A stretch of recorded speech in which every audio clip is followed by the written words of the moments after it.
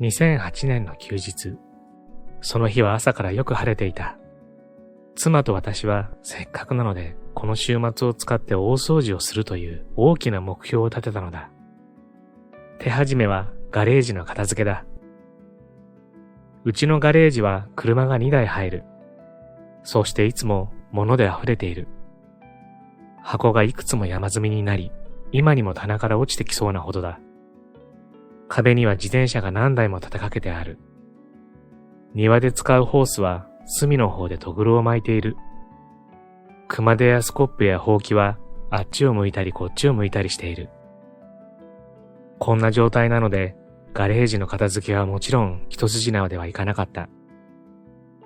息子はガレージで見つけたボールとバットのセットをつかむと裏庭に向かって走り出していった。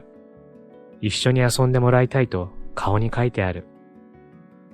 ごめんね、パパは遊べないんだ。でもここが終わったら一緒に遊ぼう。約束するよ。私の胸はチクリと痛んだ。それなのに時間が経つにつれてやることが次々と出てきて、息子と一緒に遊べる可能性はどんどん小さくなっていった。お昼を終えてまたガレージに戻るとき、お隣のジューンが庭仕事をしているのが目に入った。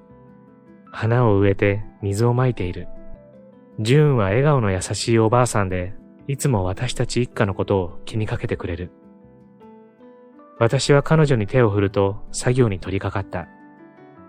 その時私はガレージの外に出したものをきれいにして整理する作業に取り掛かっていた。これはかなり大変な仕事で、思っていたよりも時間がかかりそうだ。ジューンはそんな私の様子を見て心中を察してくれたようだ。家を持つのって大変よね。昔から言われている通りですね。物が増えると物に支配されるようになるんですよ。本当にそうね。だからうちの娘はミニマリストになったそうよ。こんなに物はいらないっていつも言っているわ。その時のジューンの言葉が私の人生を変えた。こんなに物はいらない。その言葉が耳にこびりついて離れなかった。私は振り返ると午前中の仕事の成果を見渡した。汚れて埃をかぶった者たちが山積みになっている。裏庭にいる息子の姿が目の端に映った。息子はまだたった一人で遊んでいる。物がたくさんあっても幸せになるわけではないということはもちろん昔から知っていた。しかしあの瞬間、山積みになったガラクタを眺めたとき、また別の気づきがあった。私の所有物は幸せを運んでくれないだけではない。それどころか、むしろ私を幸せから遠ざけている。私は家の中に駆け込んだ。そして2階に上がり、バスタブを磨いている妻を見つけた。私は息を切らせながら言った。さっき信じられないようなことが起こったんだ。隣のジューンがね、こんなに物はいらないって言ったんだよ。その瞬間、我が家はミニマリストになった。こんにちは、ハピケンことハッピー研究所のショウです。今回は、より少ない生き方、物を手放して豊かになるという本をご紹介したいと思います。皆さんはミニマリズムってご存知ですか？僕も最初はそう思っていたのですが、ミニマリズムというと徹底的に物を減らして、何もない部屋に椅子だけがポツンみたいなシンプルライフの究極系のような生活を想像する方も多いのではないでしょうか。なんだかよくわからないけど、禁欲的である種の潔癖を感じたりすることもあると思いますが、それはごく一部の表面が切り取られて見えていただけ。実はミニマリズムは、物を減らすことで自由と幸福を手に入れられる、とっても素敵な生活スタイルだったんです。さらに、ミニマリズムを実行していく間に、自分の内なる夢や願望、目標も見つかっちゃうと言うんです。なんだかとっても興味が湧いてきませんか？著者は、アメリカで最も有名なミニマリストの一人である、ジョシュア・ベッカーさん。冒頭にもありましたが、物で溢れたガレージの片付けをきっかけに、人生において最も大切なものは物ではないということに気づき、ミニマリストになっていったんです。本書は彼の考えるミニマリズムの考え方、具体的に徐々に物を減らしていくための方法、そして物の少ない暮らしの先にあるものなどをとても丁寧に伝えてくれています。本動画では本書の雰囲気をご紹介したいと思いますので、ぜひ最後までご覧になってくださいね。ハッピー研究所では幸せになるためのいろいろなノウハウをご紹介しています。よろしければチャンネル登録していただけると嬉しいです。物を減らして自由になる。ミニマリズムという言葉を聞いて、あなたはどんなことを想像するだろう。何もない部屋、禁欲的、真っ白な壁、辛い倹約生活、家具が全くない部屋で床に座る人。大抵の人はこんなイメージが浮かぶのではないだろうか。あなたはおそらくミニマリズムは苦行だと思っているだろう。その目的はとにかく物を持たないこと。なんて退屈で味気ない生活だろう。そんな生活に魅力を感じる人などいるのだろうか。でも、ここで本当のことを教えよう。その想像は本物のミニマリズムとは遠くかけ離れている。私にとってのミニマリズムはむしろ苦行とは正反対だ。ミニマリズムは自由であり、心の平安であり、喜びだ。物がない場所が増えれば、それだけ新しい可能性が生まれてくる。いらないものを一掃すれば、理想の人生を妨害している障害物もなくなるのだ。私なりのミニマリズムの定義をご紹介しよう。ミニマリズムとは、一番大切にしているものを最優先にして、その障害になるものはすべて排除することだ。ミニマリズムのいいところは、物が減ることではない。本当の利点は、豊かさが増えることだ。すべてを手放すことではなく、大切なことを手に入れることだ。一番大切にしているものを最優先にして、その障害になるものはすべて排除する。ミニマリズムは、私たちに希望をくれる新しい生き方だ。ミニマリズムの正しい定義をしっかり頭に入れたところで、今度はミニマリズムにまつわるよくある誤解について見ていこう。誤解1、ミニマリズムとは全てを捨てることである。面白いことに、ミニマリズムとは全てを捨てることだと思っている人が結構いる。しかし、それは全く違う。正しくは少ないもので暮らすことであり、少ないと全くないは同じではない。我が家はミニマリスト生活を目指しているが、生きて呼吸をして変化する人間であることに変わりはない。生きるとは消費することだ。だから物はまだある。ただ過剰に持ちすぎないように極力気をつけているだけだ。私は何も持たず暮らせと言っているわけではない。ただいらないものを処分すれば、それだけ本当に大切な夢を追求する余裕が生まれると言っているだけだ。理想の人生を生きるのに必要なものであれば、処分せずありがたく使っていく。そのことに罪悪感は全く持っていない。すべてを捨てなければならないというのは間違いだ。理想の人生に必要なら何を持っていても構わない。誤解2、ミニマリズムとは整理整頓である。整理整頓はとても大切なことだ。しかし、ミニマリズムとは違う。考えてみよう。何も処分せず、ただ今あるものを片付けるのは、一時的な解決策でしかない。片付けを永遠に繰り返すことになる。整理整頓とは本質的に物を並べ替えるだけだ。いくら新しい収納場所を確保しても、明日にはまた別の収納場所が必要になっている。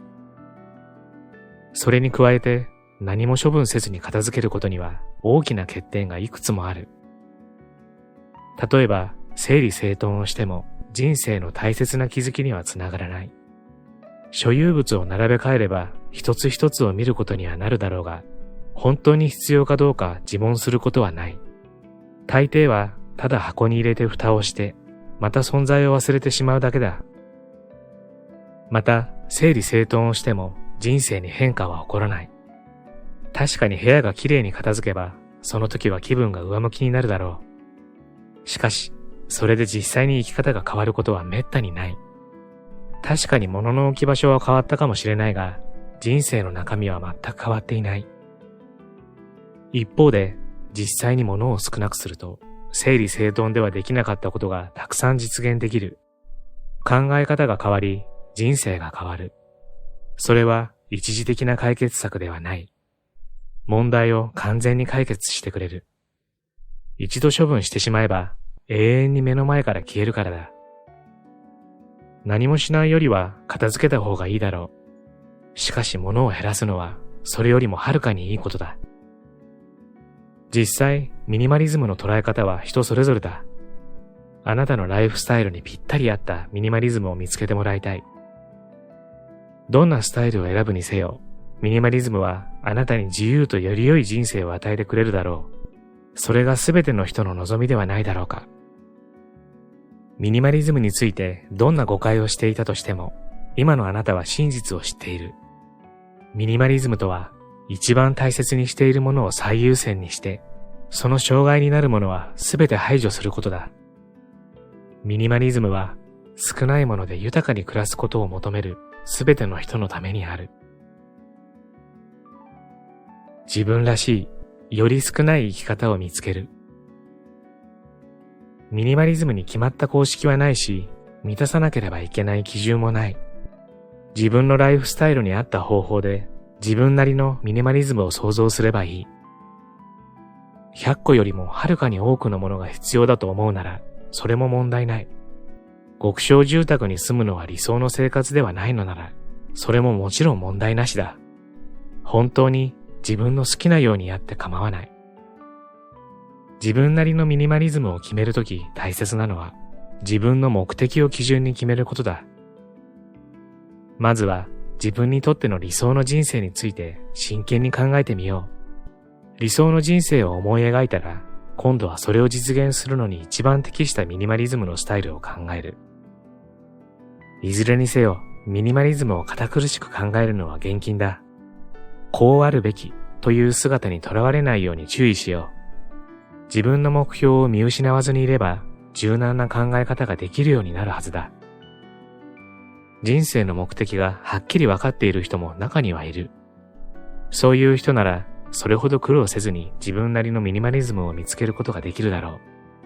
自分が今いる地点から目標地点まで最短距離でたどり着けるようなミニマリズムのスタイルを見つければいいだけだ。一方で、人生の目的がそこまではっきり分かっていない人もいる。間違いなくこちらの方が多数派だろう。ぼんやりとした希望ならあるかもしれないが、欲しいものを描いたキャンバスはほとんど白くて、ところどころに絵の具が塗ってあるだけだ。そういう人たちは大量に消費する今の生活になんとなく不満を抱いて、生き方を変えたいと思っているが、具体的にどうすればいいのかはわからない。私は多数派の方だった。多分あなたも同じだろう。そういう人も、とりあえず物を減らすことから始めてみよう。今すぐにでも手放して構わないものが必ずいくつかは見つかるはずだ。不要品を処分するうちに人生の目的もだんだんと見えてくるだろう。そして目的がはっきりしてきたら、それがさらにミニマリズムを加速させてくれる。あなたは自分の所有物と対面しながら、こんなことを考えるに違いない。本当にこれが必要なのだろうか？なぜ必要なのか？なぜ必要ではないのか？取っておくものと処分するものを決める基準は何だろう？自分は物を減らすことで最終的に何を目指しているのだろう？さあ、今から早速物を減らしていこう。物が減れば人生の目的がはっきりする。自分にとって大切なものが見えてくる。例えば、家の片付けに時間を取られるよりも、家族や友人と過ごす時間を増やす方がいいと気づくかもしれない。買い物で使うお金が減ったら、やりたかった仕事に転職する余裕が生まれるかもしれない。早く借金を完済すれば、早めの引退生活に入れるかもしれないし、旅行ができるかもしれないし、自分にとって大切な活動を支援できるかもしれない。何のためにミニマリストになるかはあなた次第だ。あなたも自分なりのやり方を発見するだろう。それができるのはあなたしかいない。そして旅の一歩を踏み出せば、あなただけの目的地が見えてくるはずだ。目的に合わせてシンプルにする方法を選ぶ。すでに述べたように、ミニマリズムの最大の利点は、自分にとって一番大切な夢に集中する余裕が生まれることだ。しかしそれだけでなく、自分でも気づいていなかった情熱を発見できるという利点もあるようだ。まずは思い切って始めてみよう。ミニマリズム生活に自分の目的や価値観を教えてもらおう。そして目的や価値観が決まったら、そこから自分に合ったミニマリズムのスタイルを確立していくのだ。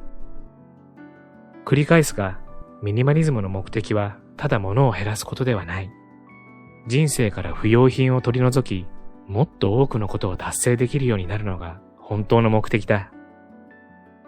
あなたが見つけるミニマリズムの形は他の誰のものとも似ていないだろう。それはあなたと同じ人生を生きている人が他にいないからだ。あなたは大家族かもしれないし、一人暮らしかもしれない。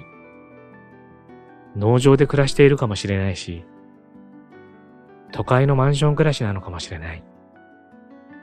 音楽が好きな人もいれば、映画が好きな人、スポーツが好きな人、本が好きな人もいる。